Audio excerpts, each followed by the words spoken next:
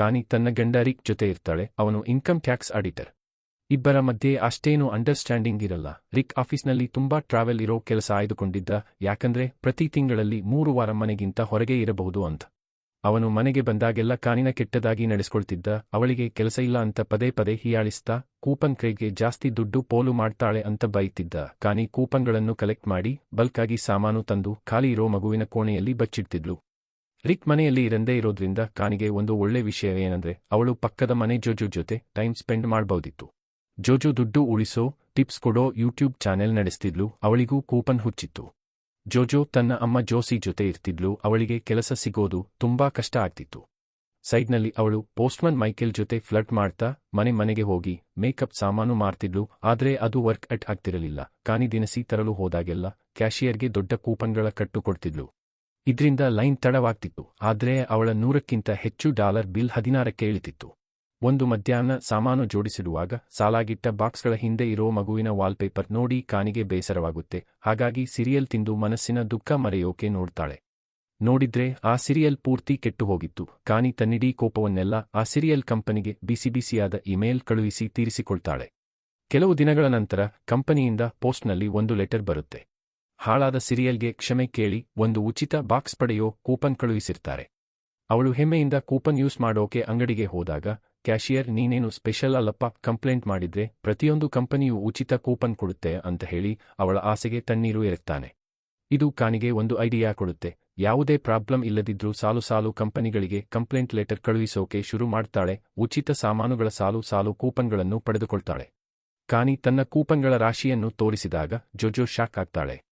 ಪೂರ್ತಿ ಬೆಲೆ ಕೊಡುವುದಕ್ಕಿಂತ ಇದು ತುಂಬಾ ಚೀಪ್ ಅಂತ ಕಾನಿಯಿಂದ ಕೂಪನ್ ಕೊಳ್ಳೋಕೆ ಆಫರ್ ಮಾಡ್ತಾಳೆ. ಆ ಐಡಿಯಾ ಕಾನಿಗೆ ಹೊಳೆದಾಗ ಫ್ರೀಯಾಗಿ ಸಿಕ್ಕಿದ್ದನ್ನು ಮಾರಿದ್ರೆ 100% ಪ್ಯೂರ್ ಲಾಭ ಅಂತ ಗೊತ್ತಾಗುತ್ತೆ. ಇದು ಸಖತ್ ಬಿಸಿನೆಸ್ ಐಡಿಯಾ ಅಂತ ಅನ್ಸುತ್ತೆ. ಆನ್ಲೈನ್ನಲ್ಲಿ ಸ್ವಲ್ಪ ರಿಸರ್ಚ್ ಮಾಡಿದ ಮೇಲೆ ಕೂಪನ್ಗಳು ಮೆಕ್ಸಿಕೋದಲ್ಲಿ ಪ್ರಿಂಟ್ ಆಗ್ತವೆ ಅಂತ ಗೊತ್ತಾಗುತ್ತೆ. ಅದು ಇವರಿರೋ ಜಾಗದಿಂದ ಹತ್ತಿರವೇ ಇತ್ತು. ಅಂದರೆ ಅಲ್ಲಿಗೆ ಹೋಗಿ ಮಾರೋಕೆ ಕೂಪನ್ಗಳನ್ನು ಎತ್ತಿಹಾಕಬಹುದು. ಜೋಜೋಗೆ ಮೊದಲಿಗೆ ಡೌಟ್ ಇರುತ್ತೆ. ಆದ್ರೆ ಸಾಲ ಜಾಸ್ತಿ ಆಗ್ತಿರೋದ್ರಿಂದ ಸಹಾಯ ಮಾಡೋಕೆ ಒಪ್ಕೊಳ್ತಾಳೆ. ಇತ್ತ ನೆವಾಡಾದಲ್ಲಿ ಕೆನ್ ಅನ್ನೋ ಲಾಸ್ ಪ್ರಿವೆನ್ಷನ್ ಉದ್ಯೋಗಿ ಸ್ಥಳೀಯ ದಿನಸಿ ಅಂಗಡಿಯಲ್ಲಿ ಕೆಲಸ ಮಾಡ್ತಿರ್ತಾನೆ. ಕ್ಯಾಶಿಯರ್ಗೆ ಕೂಪನ್ ವಿಷಯದಲ್ಲಿ ತೊಂದರೆ ಬಂದಾಗ ಕೆನ್ ಎಂಟ್ರಿ ಕೊಟ್ಟು ಅದು ನಕಲಿ ಅಂತ ತಕ್ಷಣ ಕಂಡುಹಿಡಿತಾನೆ. ಆ ಕಸ್ಟಮರ್ 16 ವರ್ಷಗಳಿಂದ ಬರೋ ಮುದುಕಿ ಅಂತ ಸ್ಟೋರ್ ಮ್ಯಾನೇಜರ್ ಬಿಟ್ಟು ಬಿಡೋಕೆ ನೋಡ್ತಾರೆ. ಆದ್ರೆ ರೂಲ್ಸ್ ಅಂತ ಕೆನ್ ಒಪ್ಪೋದಿಲ್ಲ. ಕೆನ್ ತುಂಬಾ ರೇಗಿ ಮಾತಾಡಿದ್ದಕ್ಕೆ ಆ ಮುದುಕಿ ಕೂಡ ಅವನಿಗೆ ಬೈದು ಕಳುಹಿಸ್ತಾಳೆ. ಮರುದಿನ ಮೆಕ್ಸಿಕೋದಲ್ಲಿ ಕಾನಿ ಮತ್ತು ಜೋಜೋ ಕೂಪನ್ ಫ್ಯಾಕ್ಟರಿಗೆ ತಲುಪಿ ಕೆಲಸಗಾರರು ಆಚೆಗೆ ಬರೋದನ್ನು ನೋಡ್ತಾರೆ. ಅವರು ಅಲೆಕ್ಸಾಂಡ್ರೋ ಮತ್ತು ರೋಜಾ ಅನ್ನೋ ದಂಪತಿಯನ್ನು ಸೆಲೆಕ್ಟ್ ಮಾಡ್ತಾರೆ. ಅವರು ರೂಲ್ಸ್ ಬ್ರೇಕ್ ಮಾಡೋ ತರ ಕಾಣಿಸಿದ್ರೂ ಡೇಂಜರಸ್ ಅನಿಸ್ತಿರಲಿಲ್ಲ. ಅವರು ಆ ಜೋಡಿಯನ್ನು ಕಾರ್ನಲ್ಲಿ ಫಾಲೋ ಮಾಡ್ತಾರೆ. ತಮ್ಮ ಕಾರ್ ಹೈಜಾಕ್ ಮಾಡ್ತಿದ್ದಾರೆ ಅಂತ ಆ ಜೋಡಿ ಹೆದರಿಕೊಳ್ಳುತ್ತೆ. ಆದ್ರೆ ಕಾನಿ ಮತ್ತು ಜೋಜೋ ತಾವು ಬಿಸಿನೆಸ್ ಮಾತಾಡೋಕೆ ಬಂದಿರೋದು ಅಂತ ತಿಳಿಸಿದಾಗ ಅಲೆಕ್ಸಾಂಡ್ರೋ ಮನೆಗೆ ಮಾತುಕತೆಗೆ ಕರೀತಾನೆ. ರೋಜಾ ಪ್ರೆಗ್ನೆಂಟ್ ಅಂತ ಮತ್ತು ಅವರ ಸಂಬಳ ತುಂಬಾ ಕಮ್ಮಿ ಅಂತ ಗೊತ್ತಾದಾಗ ಕಾನಿ ಮತ್ತು ಜೋಜೋಗೆ ಆಫರ್ ಕೊಡೋದು ಈಸಿಯಾಗುತ್ತೆ. ಇವರಿಗಾಗಿ ಹೆಚ್ಚುವರಿ ಕೂಪನ್ ಕದ್ದರೆ ಅದನ್ನು ಅಮೆರಿಕದಲ್ಲಿ ಮಾರಿ ಬಂದ ಲಾಭವನ್ನು ಹಂಚಿಕೊಳ್ಳೋಣ ಅಂತ ಹೇಳ್ತಾರೆ. ಅಲೆಕ್ಸಾಂಡ್ರೋಗೆ ಇದರಲ್ಲಿ ಇಷ್ಟವಿರಲ್ಲ. ಆದ್ರೆ ಹುಟ್ಟೋ ಮಗುವಿನ ಭವಿಷ್ಯಕ್ಕಾಗಿ ರೋಜಾ ಅವನನ್ನು ಒಪ್ಪಿಸ್ತಾಳೆ. ಪ್ಲಾನ್ ಎಕ್ಸಿಕ್ಯೂಟ್ ಮಾಡೋದು ಅಷ್ಟೇನೂ ಕಷ್ಟವಿರಲಿಲ್ಲ. ಫ್ಯಾಕ್ಟರಿಯಲ್ಲಿ 2 ಭಾಗಗಳಿದ್ದವು. ಪ್ರಿಂಟಿಂಗ್ ಅಲ್ಲಿ ಅಲೆಕ್ಸಾಂಡ್ರೋ ಕೆಲಸ ಮಾಡ್ತಿದ್ದ ಮತ್ತು ರಿಡೆಂಪ್ಷನ್ ಅಲ್ಲಿ ರೋಜಾ ಕೆಲಸ ಮಾಡ್ತಿದ್ಲು. ಸಾಮಾನ್ಯವಾಗಿ ಒಂದು ವಿಭಾಗದವರಿಗೆ ಇನ್ನೊಂದು ವಿಭಾಗದಲ್ಲಿ ಏನು ನಡೀತಿದೆ ಅಂತ ಗೊತ್ತಾಗ್ತಿರಲಿಲ್ಲ. ಪ್ರತಿ ಬಾರಿ ಕೂಪನ್ ಪ್ರಿಂಟ್ ಆದಾಗ ನಾಶ ಮಾಡಬೇಕಾದ ಎಕ್ಸ್ಟ್ರಾ ಕಾಪಿಗಳು ಇರ್ತಿದ್ದವು. ಹಾಗಾಗಿ ಡೆಲಿವರಿ ಟ್ರಕ್ಗಳು ಅಮೆರಿಕಕ್ಕೆ ಹೋಗುವಾಗ ಅಲೆಕ್ಸಾಂಡ್ರೋ ಆ ಕೂಪನ್ಗಳನ್ನು ಕಾನಿ ಮತ್ತು ಜೋಜೋಗೆ ಈಸಿಯಾಗಿ ಕಳುಹಿಸಬಹುದಿತ್ತು. ಕಸ್ಟಮ್ಸ್ನವರು ತೊಂದರೆ ಕೊಡ್ತಿರಲಿಲ್ಲ. ಯಾಕಂದ್ರೆ ಬಾರ್ಡರ್ ದಾಟೋದು ಬರೀ ಕಾಗದದ ಕೂಪನ್ ಬಾಕ್ಸ್ಗಳಂತೆ ಕಾಣಿಸ್ತಿತ್ತು. ಕೆಲವು ದಿನಗಳ ನಂತರ ಅವರಿಗೆ ಮೊದಲ ಶಿಪ್ಮೆಂಟ್ ಸಿಗುತ್ತೆ. ಕೂಪನ್ ಮಾರೋಕೆ ಒಂದು ಸಿಂಪಲ್ ವೆಬ್ಸೈಟ್ ಮಾಡಿ ತಮ್ಮ ಚಾನೆಲ್ನಲ್ಲಿ ಪ್ರಮೋಟ್ ಮಾಡ್ತಾರೆ. ಅವರ ಬಿಸಿನೆಸ್ ತಕ್ಷಣ ಸೂಪರ್ ಹಿಟ್ ಆಗಿ ದುಡ್ಡು ಹರಿದು ಬರುತ್ತೆ. ಆದ್ರೆ ದಿನಸಿ ಅಂಗಡಿಯವರಿಗೆ ಏನೋ ಸರಿಯಿಲ್ಲ ಅಂತ ಗೊತ್ತಾಗೋಕೆ ಜಾಸ್ತಿ ಟೈಮ್ ಹಿಡಿಯಲ್ಲ. ದೊಡ್ಡ ಮಟ್ಟದಲ್ಲಿ ನಷ್ಟ ಅನುಭವಿಸ್ತಿರೋ ಮ್ಯಾನೇಜರ್ಗಳಿಂದ ಕೆನ್ಗೆ ಸಾಲು ಕರೆಗಳು ಮತ್ತು ಲೆಟರ್ಗಳು ಬರುತ್ತವೆ. ಇದರಿಂದ ಅವನು ರಿಸರ್ಚ್ ಮಾಡಿ ಕೂಪನ್ ಕೊಂಡುಕೊಂಡ ಕ್ರೆಡಿಟ್ ಕಾರ್ಡ್ ನಂಬರ್ ಟ್ರೇಸ್ ಮಾಡ್ತಾನೆ. ತನಿಖೆಯ 11ನೇ ದಿನ ಕೆನ್ ಆ ಕೂಪನ್ ಬಳಸಿದ ಗೃಹಿಣಿಯನ್ನು ಪತ್ತೆ ಹಚ್ಚಿ ಯೂಟ್ಯೂಬ್ನಲ್ಲಿ ಒಬ್ಬ ಕಪ್ಪು ವರ್ಣದ ಮಹಿಳೆ ಪ್ರಮೋಟ್ ಮಾಡ್ತಿರೋ ವೆಬ್ಸೈಟ್ ಬಗ್ಗೆ ತಿಳಿದುಕೊಳ್ತಾನೆ. ತನ್ನ ಆಫೀಸ್ಗೆ ಬಂದು ಕೆನ್ ವೆಬ್ಸೈಟ್ ಓಪನ್ ಮಾಡಿ ಕೂಪನ್ ಸೇಲ್ ಆಗ್ತಿರೋದನ್ನು ನೋಡ್ತಾನೆ. ಇತ್ತ ಕಾನಿ ಮತ್ತು ಜೋಜೋಗೆ ತುಂಬಾ ಕಮ್ಮಿ ಟೈಮ್ನಲ್ಲಿ ತುಂಬಾ ಜಾಸ್ತಿ ದುಡ್ಡು ಬಂದಿದ್ದಕ್ಕೆ ಅವರ ಪೇಮೆಂಟ್ ಅಕೌಂಟ್ ಫ್ರೀಜ್ ಆಗಿ ಪ್ಯಾನಿಕ್ ಆಗ್ತಾರೆ. ಅಕೌಂಟ್ ಅನ್ಫ್ರೀಜ್ ಮಾಡಬೇಕಾದ್ರೆ ತಾವು ಲೀಗಲ್ ಬಿಸಿನೆಸ್ ನಡೆಸ್ತಿದ್ದೀವಿ ಅಂತ ಪ್ರೂವ್ ಮಾಡಬೇಕಿತ್ತು. ಅದು ಹೇಗೆ ಅಂತ ಗೊತ್ತಾಗದೆ ಅವರು ಡಾರ್ಕ್ ವೆಬ್ನ ಫೇಮಸ್ ಹ್ಯಾಕರ್ ಟೀನಾಳನ್ನು ಕಾಂಟ್ಯಾಕ್ಟ್ ಮಾಡ್ತಾರೆ. ಟೀನಾ ಇವರ ಅಜಾಗರೂಕತೆ ಮತ್ತು ಡಿಜಿಟಲ್ ಸಾಕ್ಷಿಗಳನ್ನು ಬಿಟ್ಟಿದ್ದಕ್ಕೆ ಬೈತಾಳೆ. ಜೋಜೋ ವಿಡಿಯೋಗಳನ್ನು ಡಿಲೀಟ್ ಮಾಡಿ ದುಡ್ಡನ್ನು ವೈಟ್ ಮಾಡೋಕೆ ಬೋಗಸ್ ಕಂಪನಿ ಯಾಕೆ ಬೇಕು ಅಂತ ಎಕ್ಸ್ಪ್ಲೇನ್ ಮಾಡ್ತಾಳೆ. ಅವಳು ನಕಲಿ ಐಡಿಗಳು, ಬ್ಯಾಂಕ್ ಅಕೌಂಟ್ಗಳು ಮತ್ತು ಸೇಫ್ ಹೌಸ್ ರೆಡಿ ಮಾಡಿಕೊಟ್ಟು 6 ತಿಂಗಳವರೆಗೆ 1 ಪೈಸೆಯನ್ನು ಖರ್ಚು ಮಾಡಬೇಡಿ, ನಿಮಗೂ ಈ ಕೇಸ್ಗೂ ಇರೋ ಲಿಂಕ್ ತಂಪಾಗಲಿ ಅಂತ ವಾರ್ನ್ ಮಾಡ್ತಾಳೆ. ಅವರು ಟೀನಾಗೆ 10% ಕಮಿಷನ್ ಕೊಡೋಕೆ ಒಪ್ಕೊಳ್ತಾರೆ. ಅವಳು ಎಲ್ಲಾ ಫೈಲ್ಗಳು ಸೇಫ್ ಆಗಿರಲಿ ಅಂತ ಒಂದು ಎನ್ಕ್ರಿಪ್ಟೆಡ್ ಪೆನ್ಡ್ರೈವ್ ಕೊಡ್ತಾಳೆ. ಟೀನಾ ಡಿಜಿಟಲ್ ಸಾಕ್ಷಿಗಳನ್ನು ಡಿಲೀಟ್ ಮಾಡಿದ್ದರಿಂದ ಕೆನ್ಗೆ ಆನ್ಲೈನ್ನಲ್ಲಿ ಮುಂದೆ ಹೋಗೋಕೆ ದಾರಿಯೇ ಸಿಗಲ್ಲ. ಅವನು ತನ್ನ ತನಿಖಾ ವರದಿಯನ್ನು ಎಫ್ಬಿಐಗೆ ತಗೊಂಡು ಹೋಗ್ತಾನೆ. ಅವರು ಪರಿಶೀಲಿಸೋ ತರ ನಟಿಸಿ ಕೂಪನ್ ಫ್ರಾಡ್ ಅಂತನಕ್ಕೂ ಆ ಫೈಲನ್ನು ತಮ್ಮ ಕನಿಷ್ಠ ಹಂತದ ಡೆಸ್ಕ್ ಕೆಲಸಗಾರ ಆಲ್ಬರ್ಟ್ಗೆ ವಹಿಸ್ತಾರೆ. ಆಲ್ಬರ್ಟ್ಗೆ ಬೇರೆ ಕೆಲಸವೇ ಇರಲಿಲ್ಲವಾದ್ದರಿಂದ ಅವನು ಕೇಸ್ ಕೈಗೆತ್ತಿಕೊಳ್ತಾನೆ.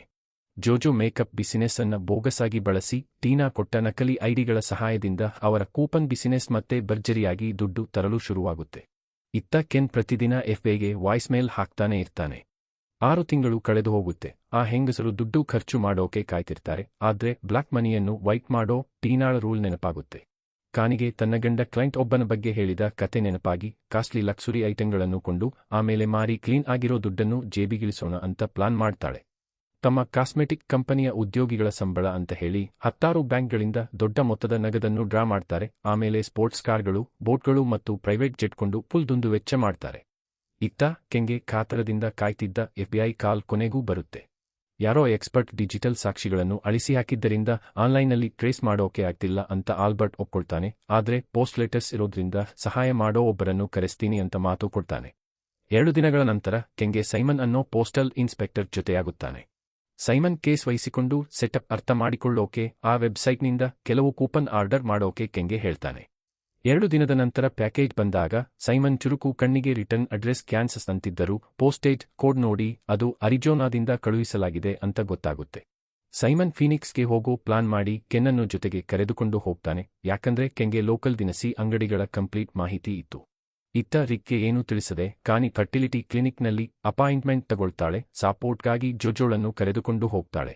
ಡಾಕ್ಟರ್ ಇದು ಕೊನೆಯ ಚಾನ್ಸ್ ಅಂತ ವಾರ್ನ್ ಮಾಡಿದಾಗ ಗಂಡನ ಬದಲಿಗೆ ಡೋನರ್ ಸ್ಪರ್ಮ್ ಯೂಸ್ ಮಾಡೋಕೆ ಕಾನಿ ಡಿಸೈಡ್ ಮಾಡ್ತಾಳೆ. ಅಂದೇ ರಾತ್ರಿ ಟೀನಾ ಕಾಲ್ ಮಾಡಿ ದುಡ್ಡೆಲ್ಲ ಎಲ್ಲಿ ಹೋಯ್ತು ಅಂತ ಕೇಳ್ತಾಳೆ. ಇವರು ಮಾಡಿದ್ದನ್ನು ಕೇಳಿ ಫುಲ್ ರೇಗ್ತಾಳೆ. ಜೋಜು ಬ್ರ್ಯಾಂಡ್ ಹೆಸರಲ್ಲೇ ದುಡ್ಡು ವೈಟ್ ಆಗಿತ್ತು, ನೀವು ಅನಗತ್ಯವಾಗಿ ಹೀಗೆ ಮಾಡಿದ್ದೀರಿ ಅಂತ ತರಾಟೆಗೆ ತಗೊಳ್ತಾಳೆ. ಈಗ ಅವರು ಕೊಂಡುಕೊಂಡದ್ದನ್ನೆಲ್ಲ ಅರ್ಜೆಂಟಾಗಿ ಮಾರಿ ಆ ದುಡ್ಡನ್ನು ಪ್ರತಿದಿನ ಸಣ್ಣ ಸಣ್ಣ ಪ್ರಮಾಣದಲ್ಲಿ ಬ್ಯಾಂಕ್ಗೆ ಡೆಪಾಸಿಟ್ ಮಾಡಬೇಕಾಗಿ ಬಂತು. ರಿಕ್ ತನ್ನ ಟ್ರಿಪ್ ಮುಗಿಸಿ ಮನೆಗೆ ಬಂದಾಗ ಹೊಸ ಟಿವಿ ನೋಡ್ತಾನೆ. ಕಾನಿ ತನಗೆ ಸೇಲ್ಸ್ ಜಾಬ್ ಸಿಕ್ಕಿದೆ, ಕೂಪನ್ ಎಲ್ಲ ಬಿಟ್ಟುಬಿಟ್ಟೆ ಅಂತ ಸುಳ್ಳು ಹೇಳಿ ಮ್ಯಾನೇಜ್ ಮಾಡ್ತಾಳೆ. ಇತ್ತ ಕೆನ್ ಮತ್ತು ಸೈಮನ್ ಲೋಕಲ್ ಕ್ಯಾಶಿಯರ್ಗಳನ್ನು ಪ್ರಶ್ನಿಸಿ ಕೂಪನ್ ಹುಚ್ಚಿರೋ ಹೆಂಗಸಿನ ಬಗ್ಗೆ ವಿಚಾರಿಸ್ತಾರೆ. ಒಬ್ಬ ಕ್ಯಾಶಿಯರ್ ಕೇಳಿದಾಗ ಹೆಸರು ಗೊತ್ತಿಲ್ಲ ಅಂದರೂ ಅವಳನ್ನು ಸರಿಯಾಗಿ ವರ್ಣಿಸಿ ಅವಳ ಡೈಲಾಗ್ ಹೇಳ್ತಾನೆ. ಕೆನ್ಗೆ ಅದು ವೆಬ್ಸೈಟ್ನಲ್ಲಿದ್ದ ಡೈಲಾಗ್ ಅಂತ ತಕ್ಷಣ ಗುರುತು ಸಿಗುತ್ತೆ. ಮರುದಿನ ಅವರು ಸ್ಥಳೀಯ ಪೋಸ್ಟ್ ಆಫೀಸ್ಗೆ ಹೋಗಿ ತುಂಬಾ ಕೂಪನ್ ಇಟ್ಟುಕೊಂಡಿರೋ ಮಹಿಳೆ ಯಾರಾದರೂ ಗೊತ್ತಾ ಅಂತ ಕೇಳ್ತಾರೆ. ಕಾನಿ ಯಾರು ಅಂತ ಯಾರಿಗೂ ನೆನಪಿರಲ್ಲ. ಆದ್ರೆ ಕೂಪನ್ ಅಂದ ತಕ್ಷಣ ಸ್ಟಾಫ್ ಮೈಕೆಲ್ ಹೆಸರು ಹೇಳ್ತಾರೆ. ಯಾಕಂದ್ರೆ ಅವನು ಸದಾ ಜೋಜೋ ಯೂಟ್ಯೂಬ್ ವಿಡಿಯೋ ನೋಡ್ತಿದ್ದ. ಇತ್ತ ಐಷಾರಾಮಿ ವಸ್ತುಗಳು ತುಂಬಾನೇ ಇದ್ದಿದ್ರಿಂದ ಈಬೇಯಲ್ಲಿ ಅದನ್ನೆಲ್ಲ ಮಾರೋಕೆ ಆ ಹೆಣ್ಣುಮಕ್ಕಳಿಗೆ ಕಷ್ಟವಾಗ್ತಿತ್ತು. ಕೆನ್ ಮತ್ತು ಸೈಮನ್ ಮೈಕೆಲ್ನನ್ನು ಇಂಟರಾಗೇಷನ್ ಮಾಡ್ತಾರೆ. ಆದ್ರೆ ಅವನು ಬಾಯಿ ಬಿಡೋದಿಲ್ಲ. ಅವನನ್ನು ಬಿಟ್ಟ ತಕ್ಷಣ ಜೋಜೋ ಮನೆಗೆ ಓಡಿಬಂದು ಪೋಸ್ಟ್ ಎನ್ವಲಪ್ನಲ್ಲಿ ವಾರ್ನಿಂಗ್ ನೋಟ್ ಇಟ್ಟು ಹೋಗ್ತಾನೆ. ಜೋಜೋ ಅಮ್ಮ ಜೋಸಿ ಅದು ಏನೆಂದು ತಿಳಿಯದೆ ತಗೊಳ್ತಾಳೆ.